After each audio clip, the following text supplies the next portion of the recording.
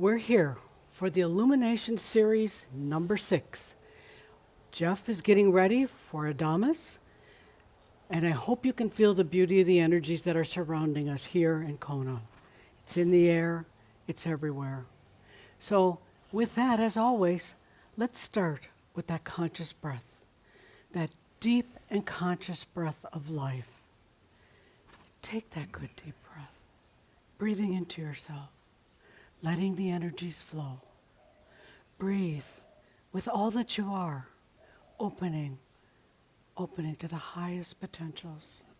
Feel into it. Let it flow.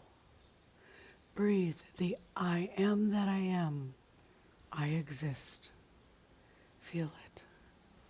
Flow with it. This is such a grand time. Breathe as the human, the master, breathing into the soul of you. Breathe and flow. That good deep breath. Only you can take that breath, that conscious breath. Just let all the distractions just melt away as you breathe in honor of yourself.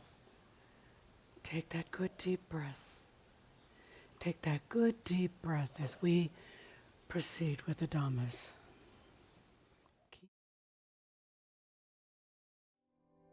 What the world needs now is love, sweet love. Ladies and gentlemen, Miss Dionne Warwick. It's the only thing that there's just too little love. What the world needs now is love, sweet love. No, not just for some, but for everyone.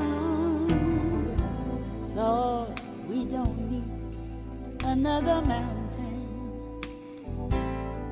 There are mountains and hillsides enough to climb, and there are oceans and rivers enough to cross, enough to last till the end of time. What the world needs now is love, sweet love. It's the only thing that there's just too little love. What the world needs now is love, sweet love.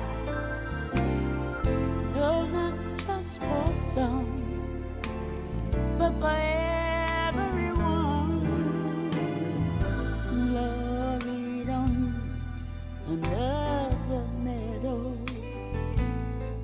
There are cornfields and wheat fields enough to grow, and there are sunbeams and moonbeams enough to shine. Won't you listen, Lord, if you wanna know?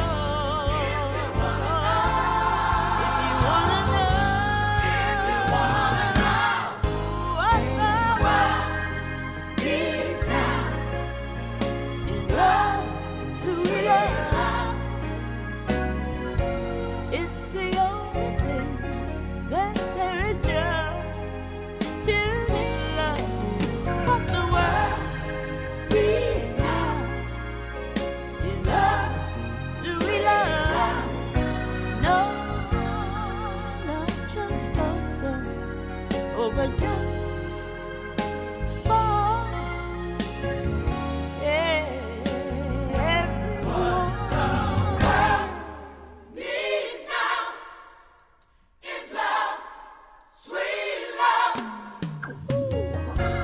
It's the only thing that there is just too little love. What the world needs now is love,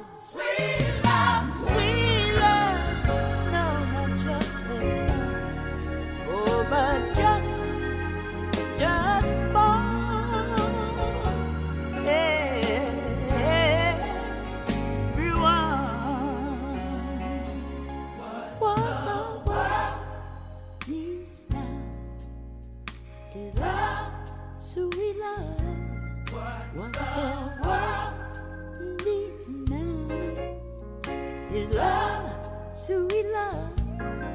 What the world needs now is love, sweet love. What the world needs now is love, sweet love.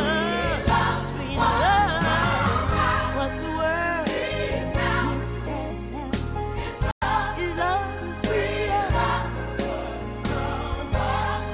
the world needs now is love, sweet love. What the world needs now is love, sweet love, sweet love. What the world needs right now is love, sweet love. What the world needs right now.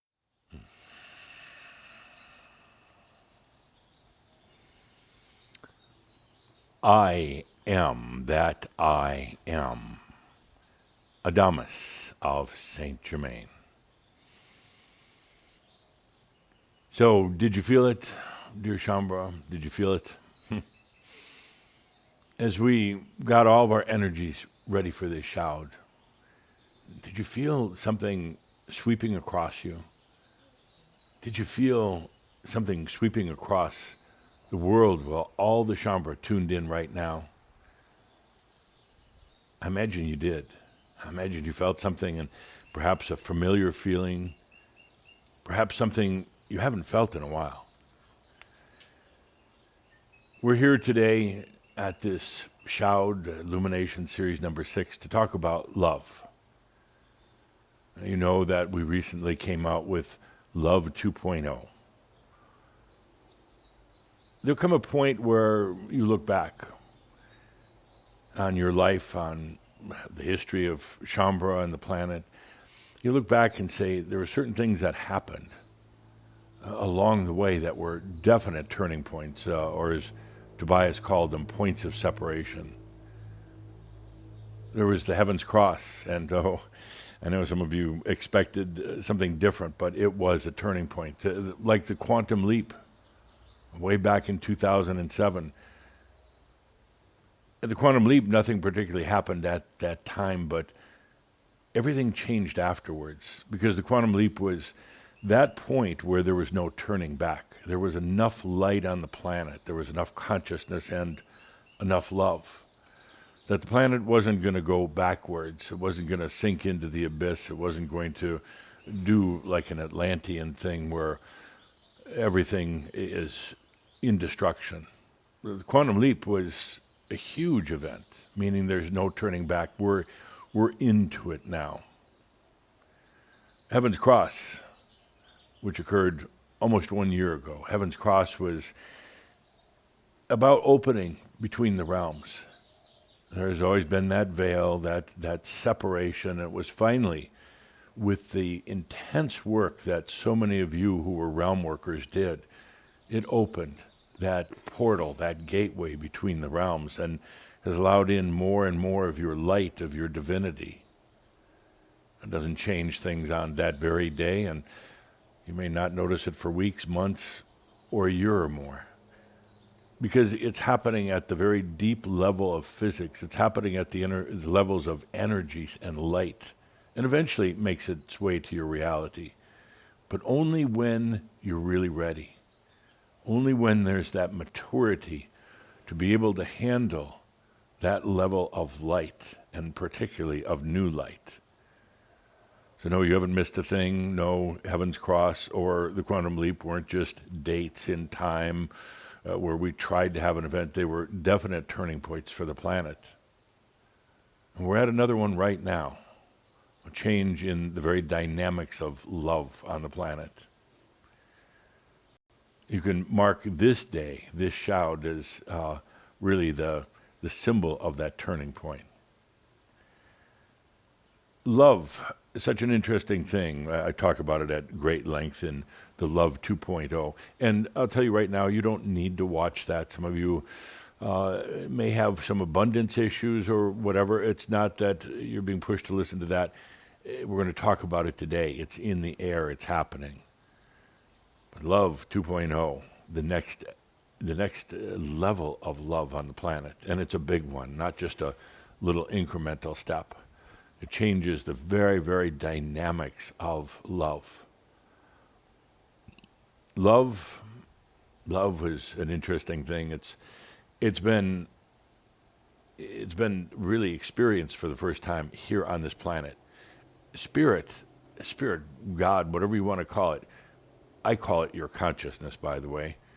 Your consciousness never knew love until you, as its human facet, came to this planet.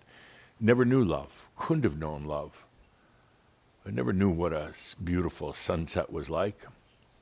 I never knew what it was like to drink coffee or have a croissant. These are things that you, as the human, are experiencing. Remember, we talk about the human as the experiential part of the soul itself. You're here for experience. You are the soul. You are the master.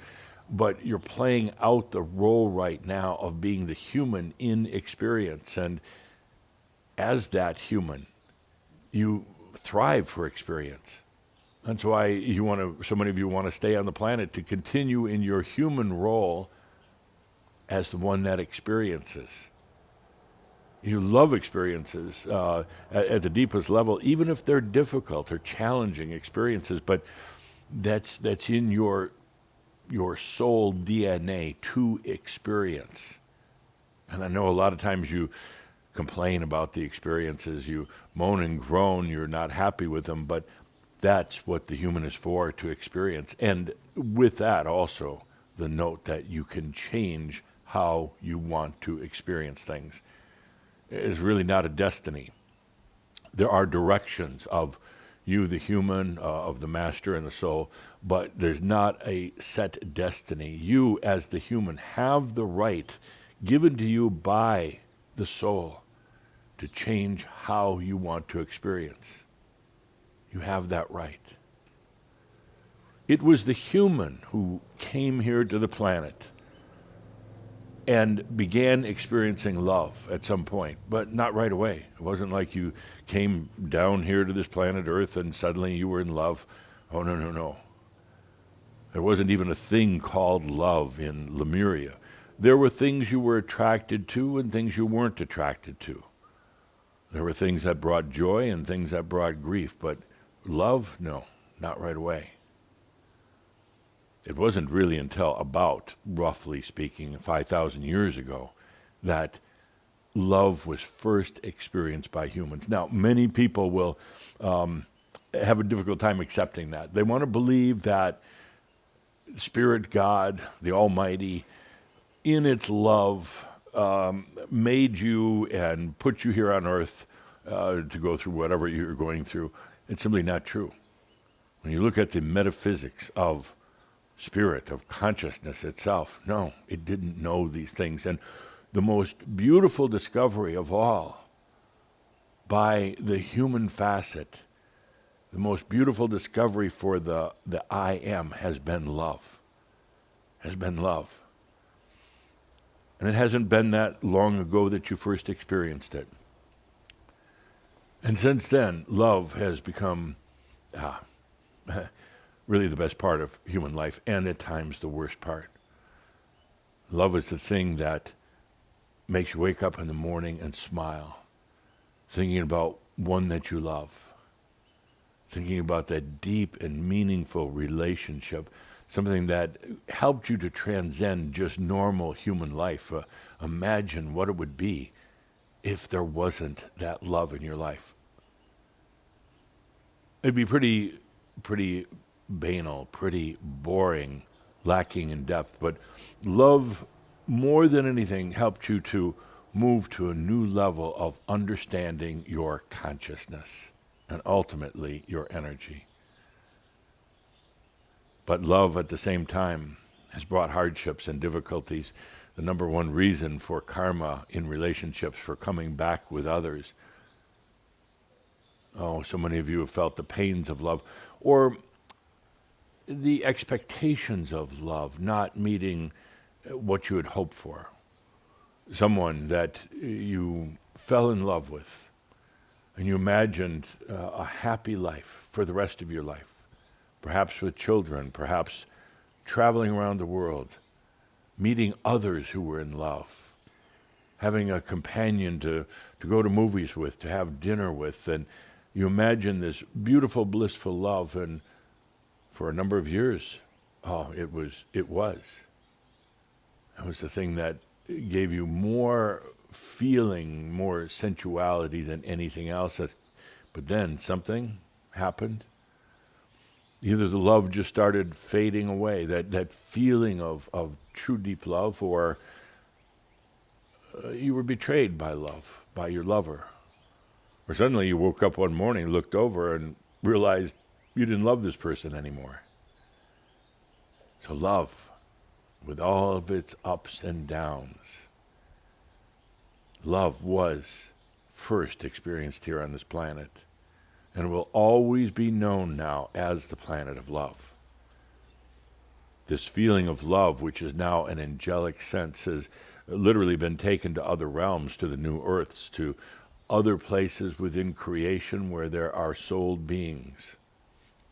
This feeling and this sense of love now is experienced all across creation, but no place as intense, as sensual, as deep, and as painful as it is here on earth.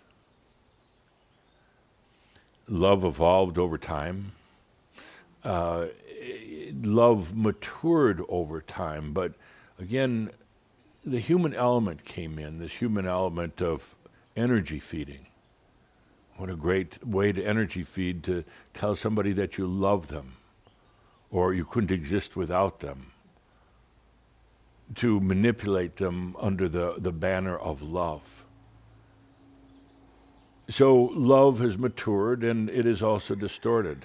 Love still remains the number one most sensual, most meaningful, most transformational of all the senses that there are.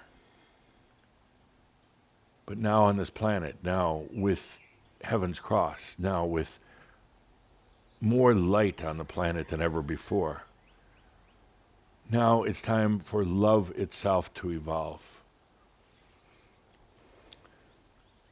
Love is kind of stuck. It's a stuck energy. Now, I do point out, particularly in a recent Keyhawk, that energy literally can't get stuck, but it can have the illusion of being stuck. Love got stuck. Humans stopped seeking new levels, higher levels of consciousness in love. They settled for somewhat pedestrian love. They settled for a love kind of like they'd had before, and they were okay with it. At least it was love. And of course, then all the distortions of love with karma, with injustices that are done under its name, all of that have polluted one of the most beautiful angelic senses and the most beautiful human experience there is. It can't stay in that condition anymore. Love has to evolve. And ultimately, love is the very thing that will cause this planet to ascend. It will cause the planet to go beyond so many of the difficult and challenging energies that are here right now. It is love that will actually help to keep artificial intelligence, and with all of its capabilities, balanced. It's not just your will. It's not just hoping that things are going to turn out on the planet. It is love through your light that will change these things. And that's why Love 2.0 is so important. Our transition, we couldn't have had it prior to this. It required a level of maturity on your part, on Shambra's part, to bring that in. If it had been brought in too much sooner and there wasn't the maturity, there wasn't the wisdom to go along with it, it would have simply been words about a new level of love, but not the feelings, not the meanings, not the sensuality that comes with it. It would have been a theory rather than an actual new experience. So now here we are, coming to this point of Love 2.0. You could say that deep within your soul has brought all of your experiences of love into wisdom, which makes you ready for Love 2.0. This new love is not encumbered like the old love. In the old love, it was so often about you giving to others, giving them your love, but not receiving it back, or not receiving the proper balance of love. We've all done that. You've given and given and given because you are in love, but you've given to others, forgetting mostly about yourself, but giving to others. That time now has come to an end. It's time to receive. Love 2.0 is receiving. Not about necessarily from other people, but it is receiving from the I am, which now knows love because of you. It's receiving from the soul. The soul did not have love in its makeup when you first came to this planet, and now every part, every facet of your soul has a level of love in it. There's love in your energy, love in your wisdom, love in your potentials now. The master, which is the combination or the collective of all of your past or even future lifetimes, the master is filled with love. The master is love, your love.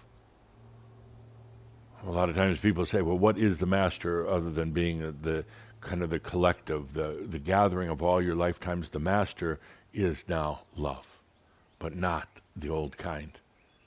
The master is this new iteration, this new era of love for you, not about giving it to everybody else, for you. And now in Love 2.0, it is about receiving love from the master, from the soul, and from the I am. Ultimately, yes, it could involve other people, but that's secondary to now receiving back the very gift that you gave to the master, to your soul, and to the I am. You gave it this experience. It didn't even have an image or a concept of love. It had no idea, no thought, no feeling of love whatsoever until you experienced it and gifted it to your beingness, your I am. And now the changes in Love 2.0, this love comes back to you. What you discovered, what you created, what you experienced so many times in all of your lifetimes now comes back to you as an embodied masterly lover. And it's for you. Love is not about necessarily giving out to all sorts of other people. It's been associated with relationships, loving somebody else. And now it's yours. Now it's yours. Receiving the love. And you say, but is it not appropriate then to then give it to others? Not necessarily. Not Love 2.0. It's about letting your light shine. And in that light, love is inherent. It is about letting your light shine. This session, this Shoud, is kind of the marking point now for Schaumburg going into Love 2.0. We're going to be doing our relatively long mirab today, so I ask you to get comfortable. I ask you also, please don't be listening to this while you're driving a car, operating heavy equipment, or trying to dance. Let's take a deep breath together as we go into Love 2.0. A good deep breath.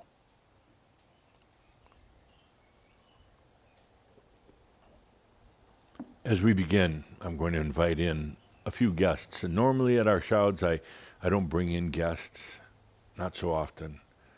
But this one particular guest is so integral into all of the work you've been doing. As the human experiencing on this planet, as the human finding love. Finding love. This guest is one that's known by all of you, and so many of you worked with him, worked with Yeshua, the Master of Love.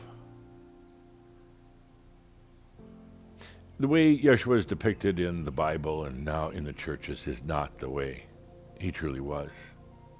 First of all, as so many of you know, Yeshua was a collective being made up of energies of so many at the time who were Essenes, who now call themselves Shambra. You combined your consciousness together in a way to create this beautiful being known as Yeshua. Some of you were there with Yeshua in that lifetime, getting to know him, walking with him, spending evenings talking. And, there's something funny that happens when we talk about Yeshua,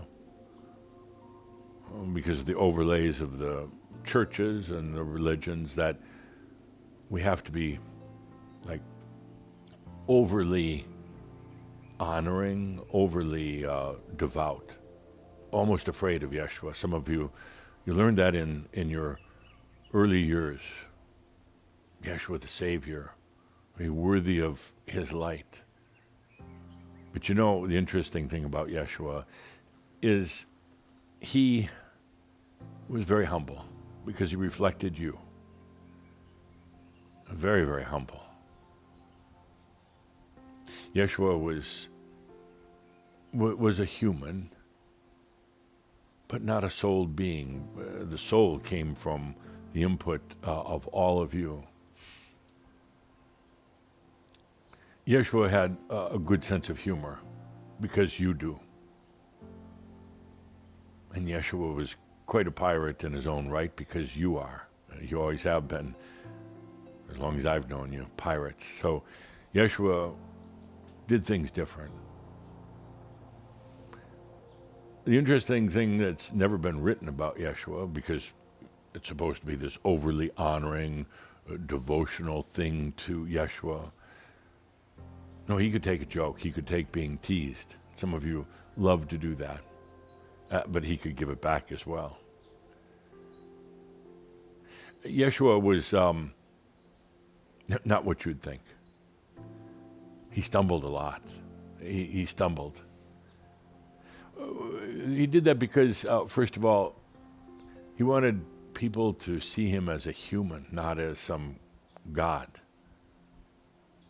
He wanted them to see the humanness so he could say to them, what I do, you can do also. The light I carry, you can carry also. So it was not unlike him to be tripping over rocks and bumping into doors. But part of the reason for that, too, was he wasn't terribly grounded. So much of him was off somewhere else in the other realms, just like you. He was a good talker. He was a very good talker. He loved communications. And he could talk for hours and hours, which he did at times, sitting around a campfire with his devotees and just telling stories. Yeshua, he learned so much after his wife died. Yes, he was married early on, as was the Jewish and the Essene tradition. And his wife died rather unexpectedly. And, prior to that, you would have never thought that this was going to be the dude that got written up in the Bible. The guy that, they put on a cross and hung in churches. You wouldn't have thought it was the savior of mankind. He was relatively normal. got married at an early age, loved his wife, loved loving his wife, and being loved by his wife. But she died early. That was devastating for Yeshua. Looking back on it now, there was a purpose in it, because, you see, he wasn't made to just work as a carpenter. He wasn't made to just be an ordinary family man. He had work to do, a mission in life. So her passing wasn't tragic ultimately. It was appropriate. But as you know what it's like, it sent him into a very dark space. He wondered why he couldn't heal her, why his prayers went unanswered. He wondered what life is all about. You see, he was a manifestation of all of you, and the very things you wondered, he wondered also. And then he set off on a long journey, leaving his homeland, traveling all throughout Europe, parts of Africa, India, China, trying to discover the answers. He sought out those groups that dealt in the mysteries, sought out those who were transcendental, who were above normal, everyday human living. He studied, he meditated, he prayed. He denied his body of food at times, because that's what was being taught back then, a denial of the humanness. And ultimately, he came back to the lands of Israel. And you know the rest of the story, of course, written up in the Bible, but not the real accurate story. Ultimately, it was that Yeshua and those of you who came in at that time, even right before or right after, ultimately it was about planting the seeds of Christ consciousness, which is basically love. Which is love. I ask you to feel into that for a moment. Christ consciousness. It's simply love. Not the kind of love, though, that you've experienced in so many of your relationships on the planet. That type of love has gotten distorted and polluted. Almost that the joy stripped out of it. It's been interesting to watch love on the planet, to observe from my standpoint what's happened to it over the ages. First with the coming of love and humans experiencing it, being able to fall in love with somebody where marriages were no longer arranged, but you could actually love somebody, and how people love their children. How there was a time where love was still so pure and innocent.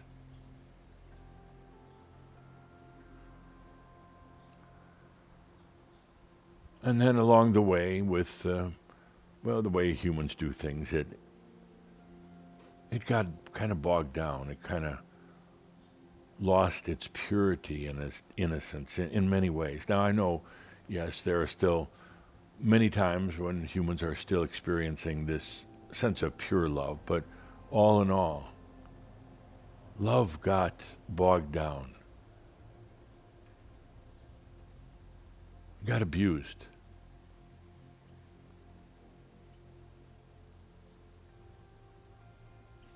So, I invite Yeshua in, and every one of you should know the familiarity you have with this being. Whether you were there in the times of the biblical times 2,000 years ago or not, every one of you has a familiarity because Yeshua, and that light of Yeshua still rings out throughout wherever Shambra are. It's still part of you because you helped input into it. Yeshua was here as the bringer of the Christ seed consciousness of love. And you helped with that, knowing there would come a time on the planet, maybe not knowing exactly when, but there would come a time on the planet for love itself to evolve to the next level. And that time is now. There are those who have talked and prophesied about the second coming of Jesus. It is that time now. And the second coming is simply love 2.0. And it's not a human figure like Yeshua that will reappear, but it will come from each and every one of you.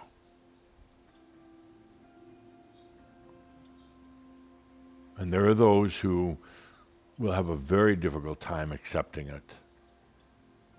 Not Shambra, but others. There are those who have actually fought against love, who tried to keep other people from love. But they will not be able to withstand what comes next with Love 2.0. So please welcome Yeshua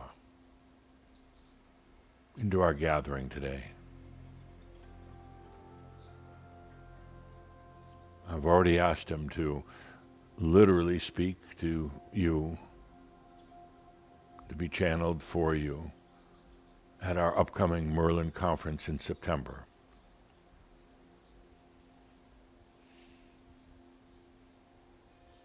But not the Yeshua that comes from the Bible, that comes from the churches.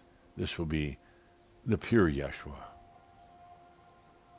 The Yeshua of love.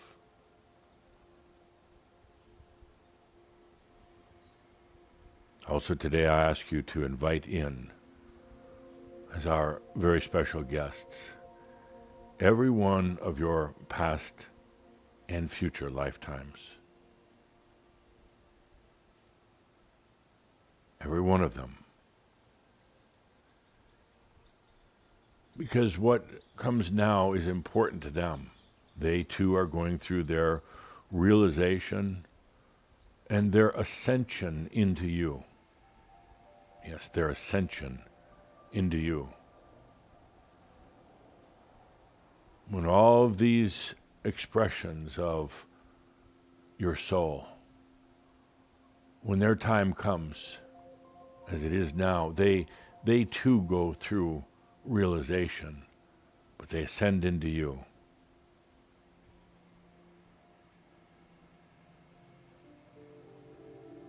Many of them never experienced love. The ones that come from the old times, even the Atlanteans, never experienced love. Yes, affection and friendship, but not love. There was no word for love in Atlantis. There was no consciousness of love. It requires a certain level of consciousness, of light, to happen in the first place, for the experience to even be there. And that's why for very long on earth there was no such thing as love. There were many other beautiful attributes of the human, but it wasn't until that level of consciousness and light came to a certain point that there could be love in the first place. I ask you to invite in all of your past lives at this point. You don't have to know their names or see their faces, but let yourself feel them. And there were many of them that did have the experience of love. Falling in love with another human, many times getting married, loving their children, loving other people. But so often in those lifetimes, as you probably can feel, that love often was painful. And some of the lifetimes may have even said, I'll never, ever fall in love again. It was too painful, too difficult. And for some of you, even that bad experience in love caused you to take your own life. Whether by a gun or a knife or jumping off a cliff or just by giving up on life, letting yourself die far too young. I ask you to invite in all of these lifetimes that have experienced, that have known love. They are still in classic love, classic love 1.0. And it is now time for them to join you as we go into love 2.0.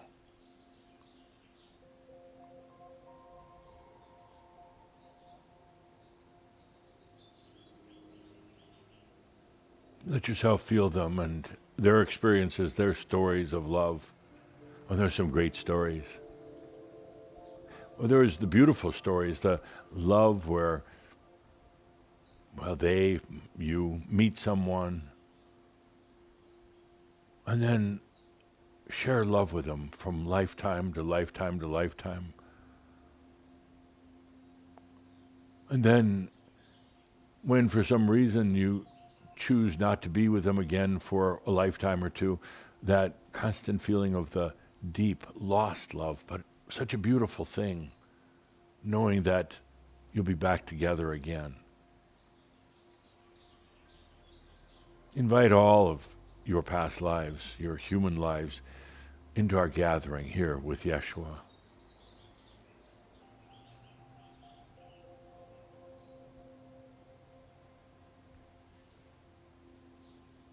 Love is a gift you gave to your consciousness, to your I am. And now, as we go into love 2.0,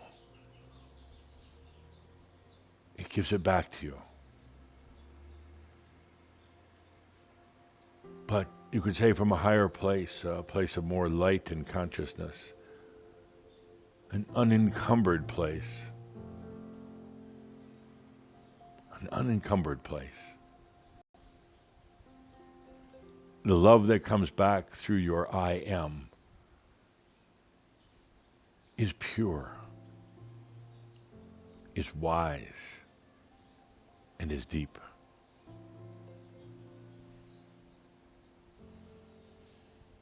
Now, as you gather together with all of your past lives and all their experiences in love, I ask you to do something. If you're not ready for it, that's fine. You can come back later or never at all. But for those who are ready, I ask you and all of your past lives now to release all of those who you have loved. To release all who you have loved. Oh, not in a negative way, in a beautiful way, in a setting free way. You see, whoever you've loved in the past, that connection is still there. And all of its attributes, whether it was a good love or whether it was a difficult love, that's still there. And to every one of your past lives, the same thing. If you're ready, I ask you to let go of all of those who you have loved. In a manner of speaking, this is the most loving thing you can do. It is not about denying the love or the experiences that you had with them.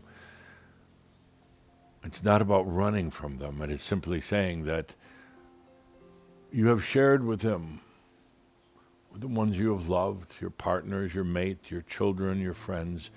You have shared with them that is something incredibly intimate and beautiful that was first discovered here on earth or experienced here on earth. You shared that with them. It was part of your coming to wisdom, part of your deep experiences on the planet, and they were part of it. Love is one of those things that can never be truly forgotten. It's always there.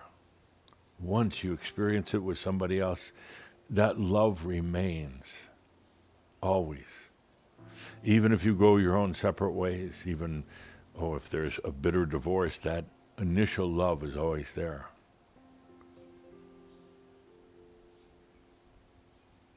It's not gone. It's still active in the story. But I ask you now to take a deep breath, and if you are ready, only if you're ready, to let them go.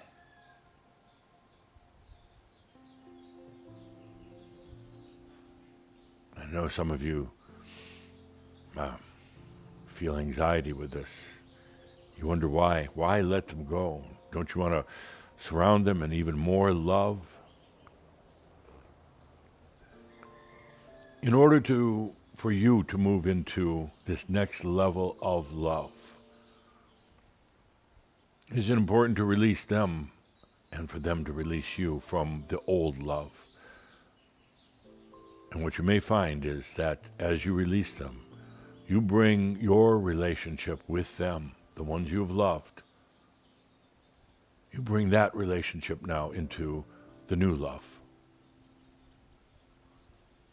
As you release them, you let go of any of the agony and the pains and the even hatred, loathing, bad divorces, expensive lawyers.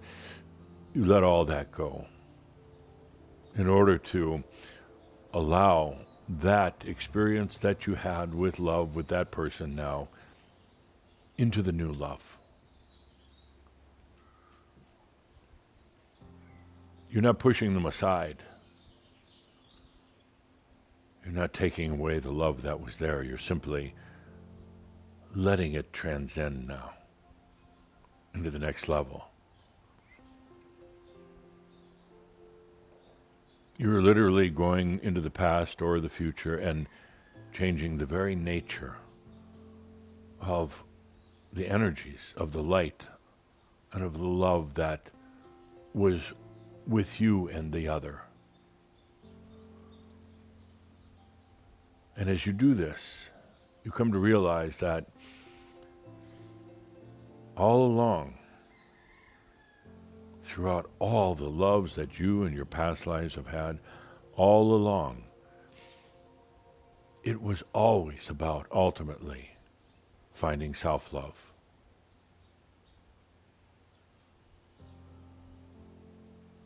One of the attributes of classic love,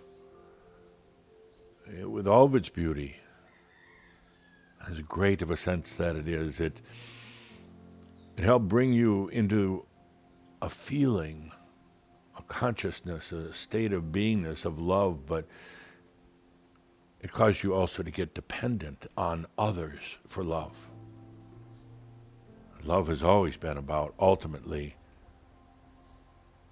experiencing it within yourself. It's always been the reason for love. Ultimately experiencing it within you. And that's why, as you let them go, let that love go, you're releasing them, you're releasing yourself, and now you can bring it into the next level, which provides a whole new perspective, where love is not so much about a relationship with another, but it's about yourself. It's not selfish. It's not egotistical to love yourself. It is the very reason for you being here on the planet, for you helping to understand dynamics between consciousness and energy, and ultimately, that is about love for self. Love 2.0 does not require others, but the light that it brings to you can be felt by others.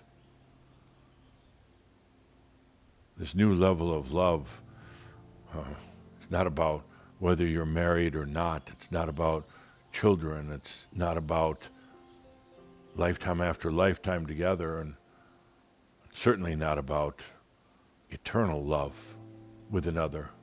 No, those are all old encumbrances. Love 2.0 is simply about receiving the love from your I am, your soul, and your master. What you gave to them, what has now been turned into the wisdom, into the experiences, and held in a state of sacred purity, and now given back to you. If you're ready, and if you're worthy.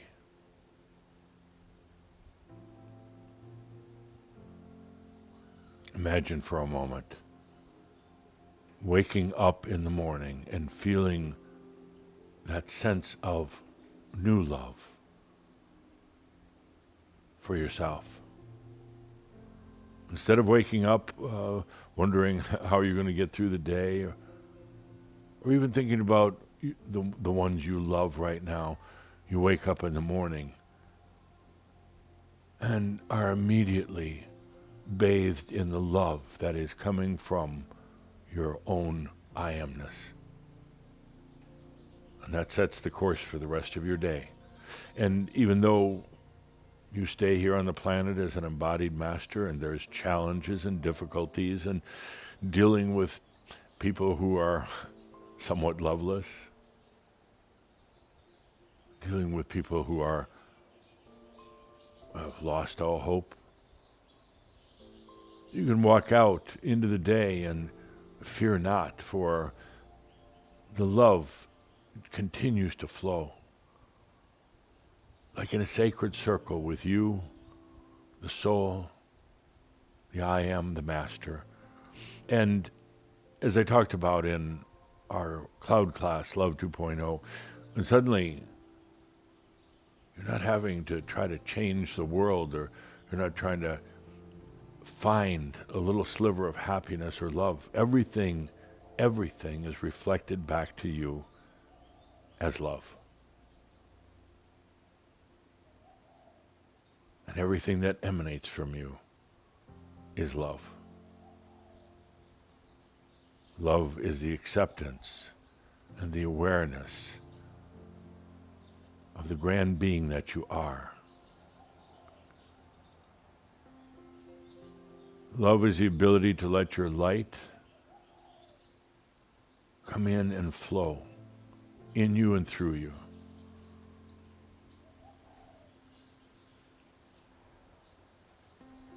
Love is the next step of metaphysics.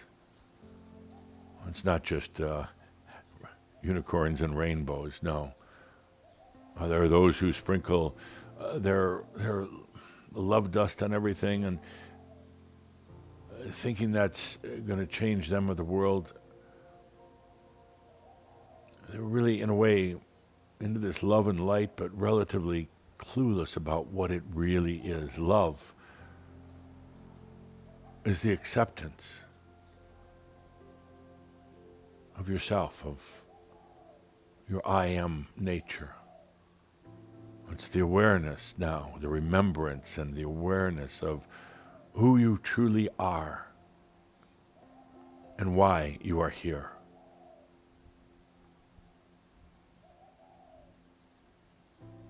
Love 2.0, there's no resistance to yourself. There's no wondering what you've done wrong. There's no battles There's no fights. There's no trying to make yourself a superhuman anymore. Love 2.0 is the awareness of your grandness, your light, and the very love that you as a human first experienced. And then let that evolve up through the levels of the Master, the Soul, and the I Am. Let's take a deep breath together, and if you feel you are ready, take a deep breath and release all of those who you have loved in the past. And let that love now evolve into Love 2.0.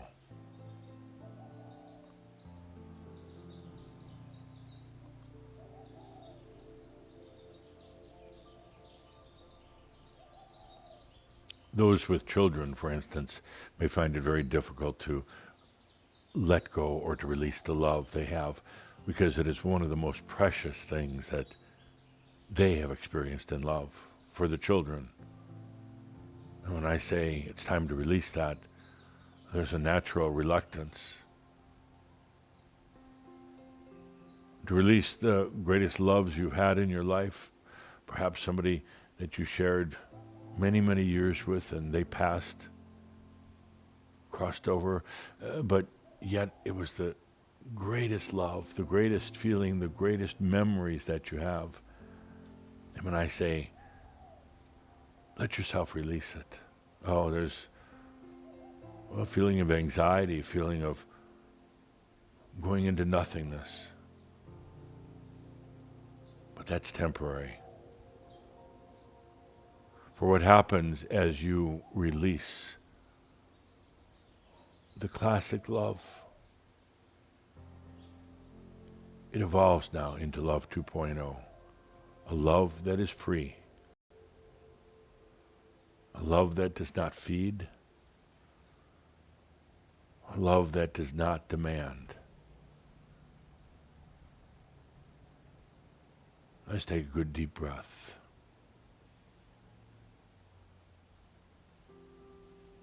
For on this day, we're here to mark the time, to honor all of the love that you've felt and experienced up to now, but to mark the time to move to the next level. Most of the rest of the world will stay with classic love for a while to be. But ultimately they too will allow themselves to go to the next level. Let's take a deep breath together on this sacred day.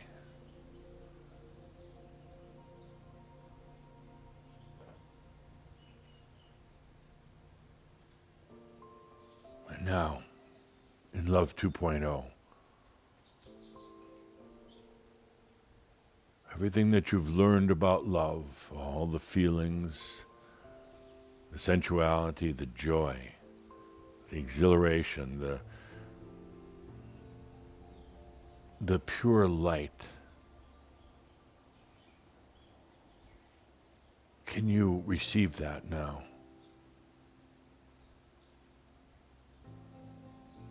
From your own being to yourself, the human. Can you receive that? Yes, it's self-love. Loving every part of yourself. Accepting every part. Transcending normal human feelings and emotions. And experiencing that within you.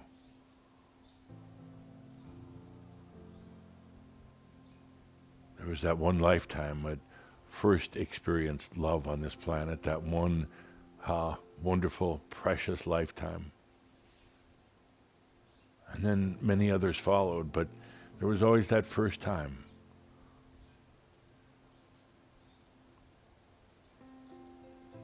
It really causes things to open and expand, to transcend, to go beyond the rote and the routine. And here you are now, this lifetime, the lifetime, finally in a place to allow love within your being, for you. Don't worry about the others at this point. You're not dependent on anyone else for love. You're not seeking it through another person, but finally accepting it within yourself.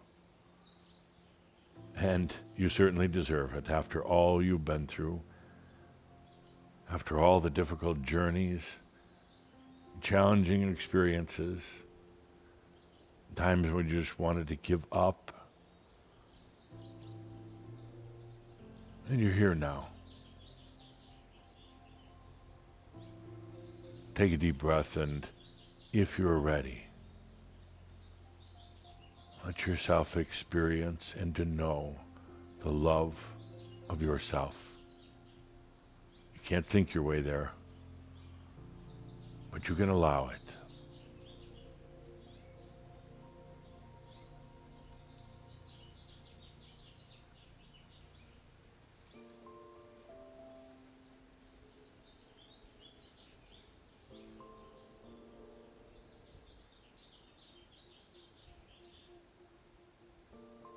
Ultimately, this Love 2.0,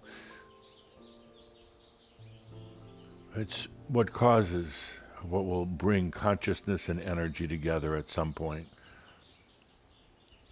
Love 2.0 is also what frees you from so many of the old energies of the past. And ultimately, what will allow this planet to truly ascend.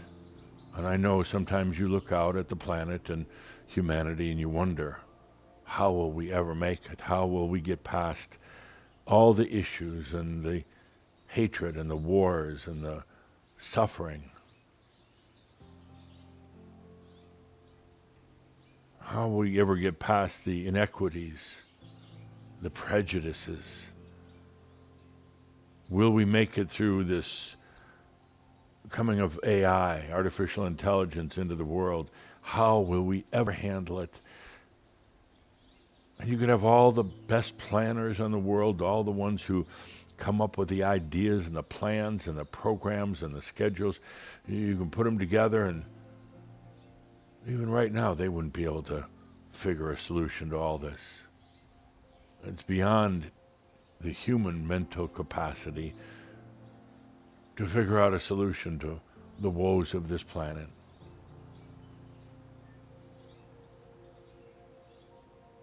But for Love 2.0, it's easy. It's no struggle, it's no challenge. There is so much light that emanates from those who have allowed this next level of love. There is so much light that comes from you. And it creates miracles and magic on the planet. It creates a new consciousness here. And that's why I said not so long ago, even though the road ahead looks stormy at times, treacherous and even dangerous, even though this planet will come into the next level of love and into its ascension. And those who are still insisting on power, insisting on limitation, those who abuse others, other humans, they won't make it here. They'll go someplace else. So this planet can transform. So this planet, not only the planet of love, but the planet of Love 2.0.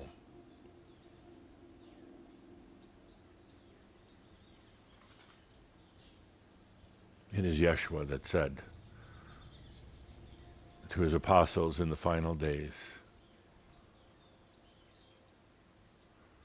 remember me as the one who reminded you of love.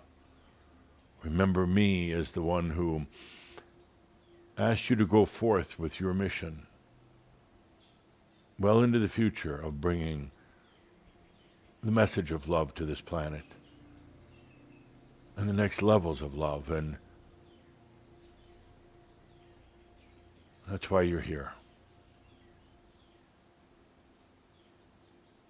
But it starts within you first.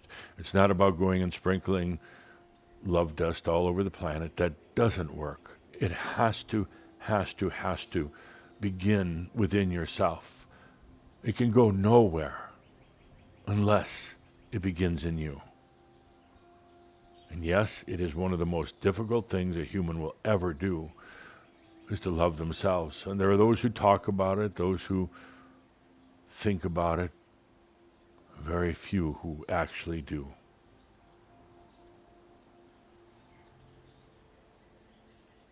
This accepting and allowing the love from yourself,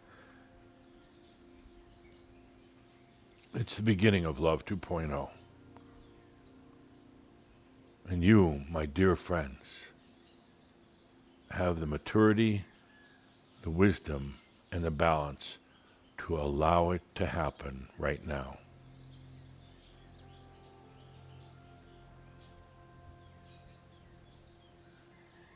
Take a deep breath and simply let it be.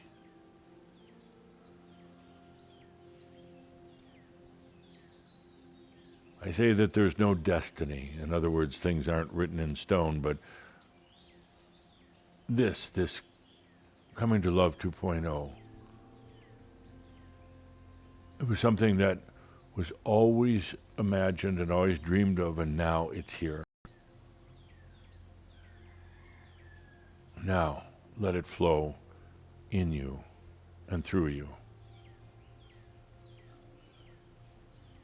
Let's take a deep breath together on this sacred day, a point of separation.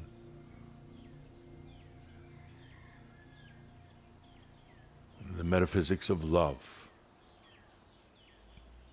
I say it's a metaphysics because it affects how energy and light work, how gravity responds, and how you discover your true purpose. Let's take a deep breath together. Allowing Love 2.0 into your life.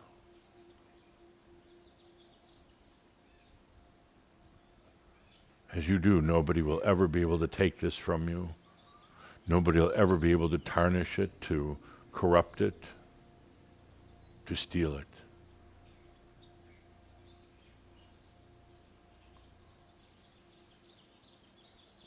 Let's take a good deep breath.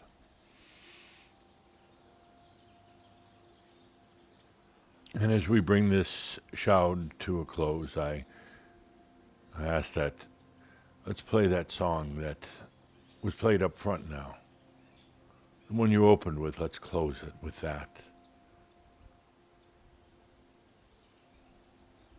Let's take a deep breath together, breathing in Love 2.0 from your very self into this human experience. It doesn't come from somewhere else. It is a gift from within. With that, dear Shambra, let's remember this day and remember that all is well in all of creation. With that, I am Adamus of Saint Germain.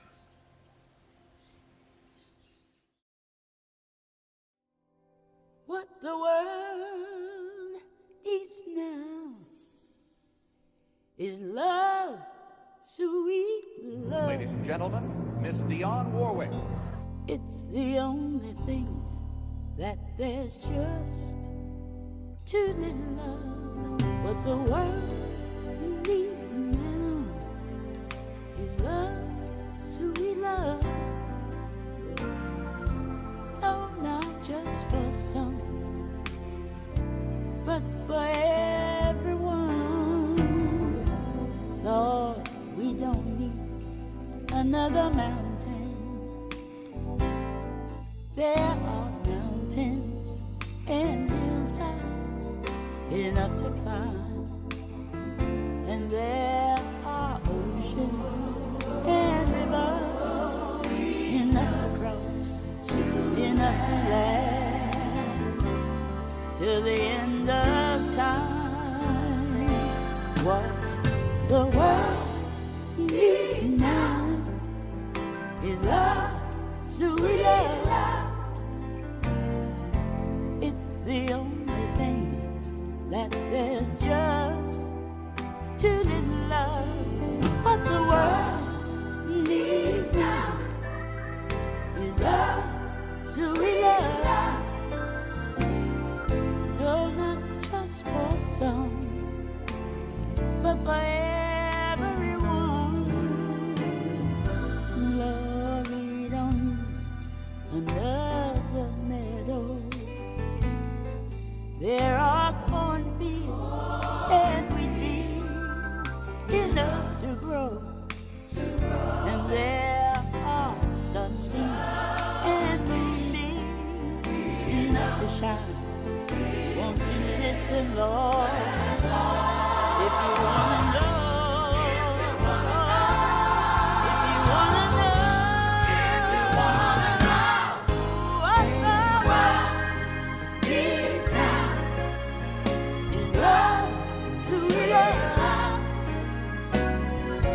It's the only thing that there is just to love. What the world needs now is love, sweet love. No, not just for some, oh, but just for everyone.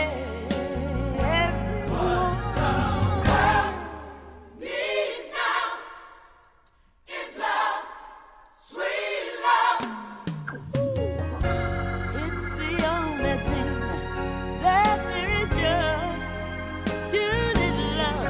What the world needs now is love, sweet love, sweet love. No, not just for some, oh, but just for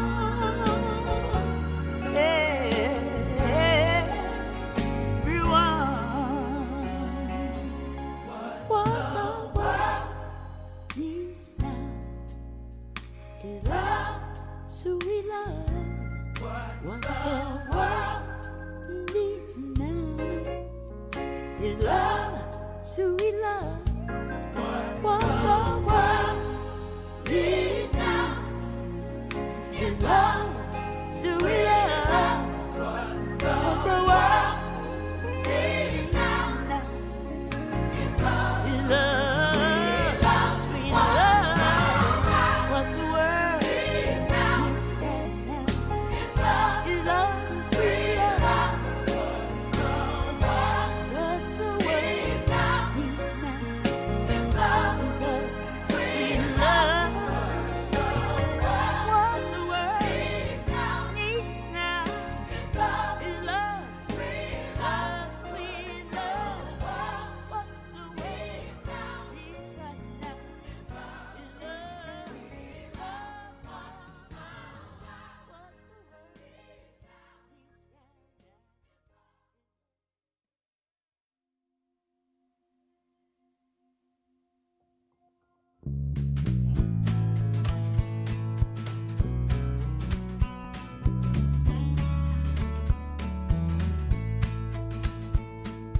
Walking into the light, I'm walking into the light, walking into the light, I'm walking into the light.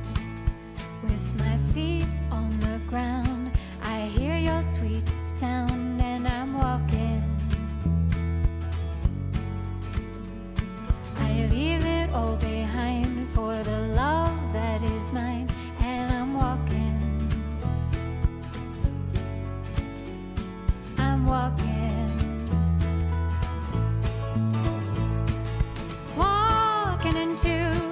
light.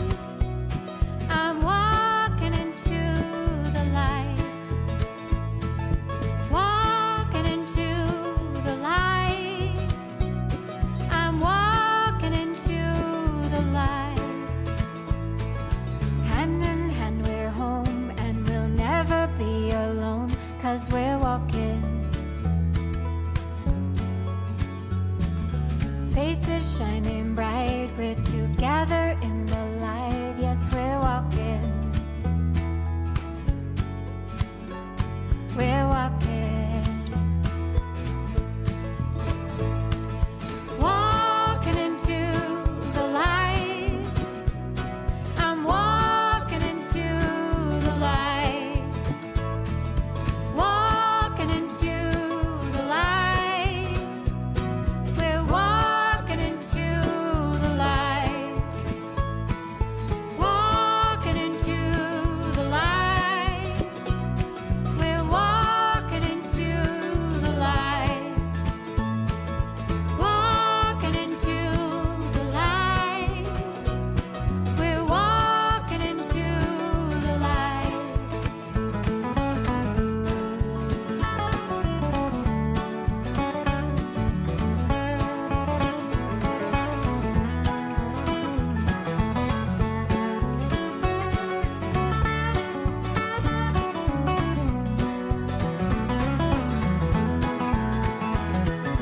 Turn